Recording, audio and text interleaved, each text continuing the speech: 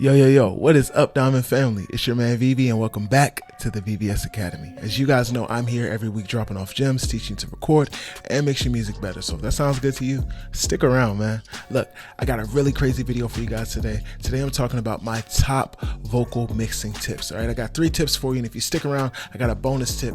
It's a real quick one, but it's still worth it, all right? Look, I'm not gonna overtalk it. We're gonna jump right into the track. But look, if you're still struggling to get your vocals to sit inside the beat and balance themselves out perfectly every single time, you got to check out my free course down below, man. It's going to completely change the game for you and teach you my simple technique for balancing out your vocals and your beat perfectly every single time. All right, it takes about 15 minutes. It's completely free, so check that out down below. Let's dive into the track. Let's get it.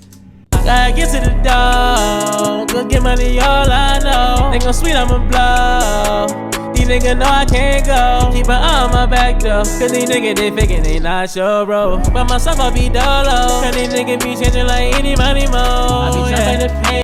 Bet. So as you can hear, the song sounds cool. He's sliding. The track is cool, but it still needs to be elevated. Like, we can make this into a real industry quality masterpiece following a few of the tips that I have for you guys. All right. So the first one is right here. You guys need to use an echo channel. So if you're not using the echo track or echo channel, let's talk about how we apply echoes right now. So generally, your echo or your delay tool is set up on a bus and you're sending your signal to it.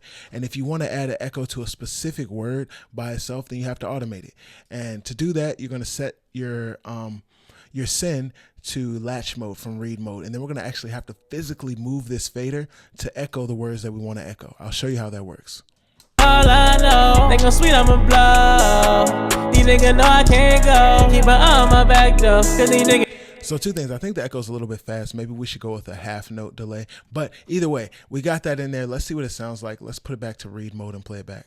All I know, they gon' sweet, I'ma blow. These niggas know I can't go. Keep an eye on my back. And it's actually moving the physical fader up and down every time. Now, if I feel like I messed up a little bit, like I feel like I kind of captured the second one a little bit weird, I can go right here into the actual draw and in automation and draw in what I need to do. But both of these are just way too much work. It's slow, it's cumbersome, and there's a better way. So what we're going to do instead is first delete all this automation.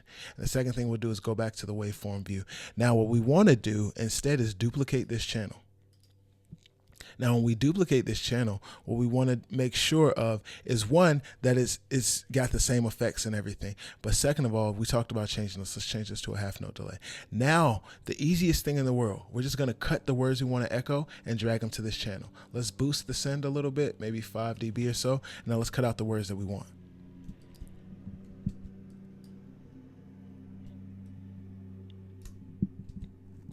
All right, now let's hear that back.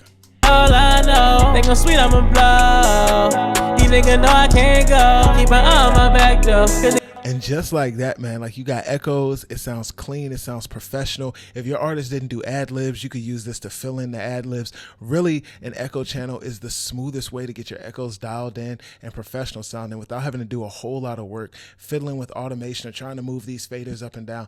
This is the best way to get it done. Set up an echo channel. All right. So tip number 2, man, after you set up this echo channel, we're going to scroll down a little bit to our PAR channel, which is a parallel compression channel.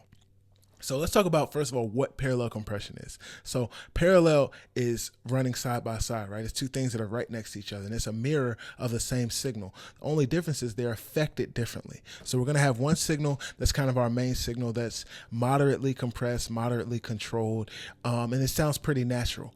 But in parallel, we're going to have a super compressed, heavily controlled vocal that doesn't have a lot of dynamic variation. And we're going to mix that in with our more natural sounding vocal to make sure that the vocal is clear, punchy, it cuts through, we hear every word, that kind of thing. So I'm going to set that up, and we're going to start all the way down at 0 and work our way back up with it. So let me go ahead and load up a plugin.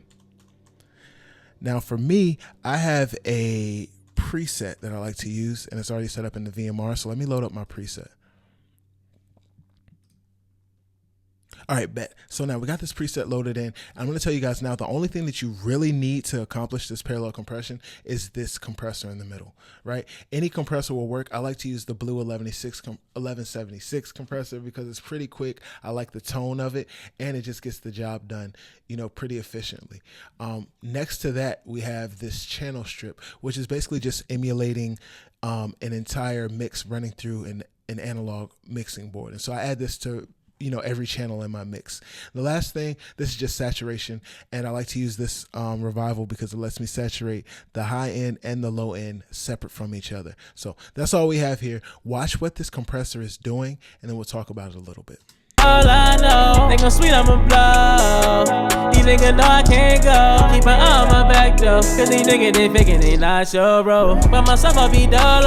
And really, once I got kind of above 18, I noticed more body come into the vocal. So I'm going to overdo it for you guys so you can definitely hear what's going on, and then we'll find somewhere to kind of settle. That's a nice balance. So I'm going to start all the way down again and work all the way up. All I know, they gon' sweet, I'ma blow. These niggas know I can't go. Keep my eye on my back though, cause these niggas they faking, they not sure, bro. By myself, I'll be dolo. Cause these niggas be changing like any money mo. I be trying to pay. And so what this allows you to do is keep your vocal present and up front without having to really crush the lead vocal. You can still keep some kind of natural sound to it, and that's going to help your vocal to kind of cut and balance in the beat a little bit better. All right, so we set up our P comp. We got our echo channel. The third tip, guys, you have to use side chain compression. This one, every track you're going to want to use some amount of side chain for your vocal and your beat. So the difference between parallel compression and side chain compression is that parallel compression is the same signal. It's a mirror of the same signal that's just affected differently, right? But side chain compression is two different signals. In this case, it's the signal of our vocal and the signal of our beat. And one signal is being informed or told by the other signal to adjust its volume at a certain point.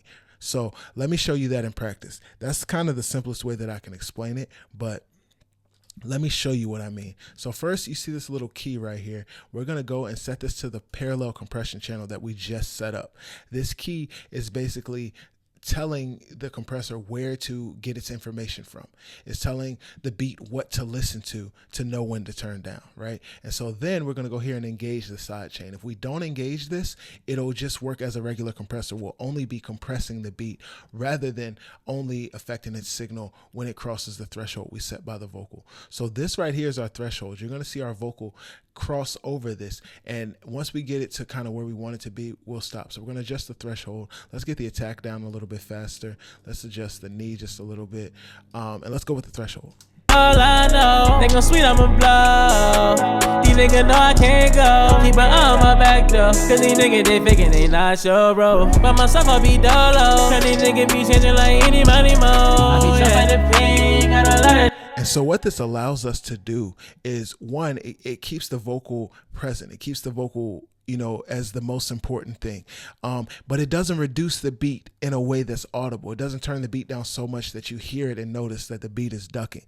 The main benefit of using this is, just say there's an instance in the track where like the loudest 808 hits, the loudest part of the sample hits, the vocal is also very loud right there. There might be an ad lib on top of it. And at this specific moment, there's like so many loud signals stacked on top of each other. You have a very good chance of clipping your signal there. But if you side chain things, it's going to turn the beat down just a little bit, but keep everything loud and present and avoid you from clipping. So that's another kind of benefit to using side chain compression in your tracks. But mainly it's going to keep your vocal present. It's going to have it remain the most important thing and take precedence above everything else, right? So I know I promised you guys a bonus tip, and number 4, the bonus tip is really this simple, man. Mix into a clipper, mix into a limiter, set your levels first. So don't mix and try to reach a certain level. Try to get that level dialed in first. As you can see, our LUFs are already at -10, which is pretty close to where I want to end up at.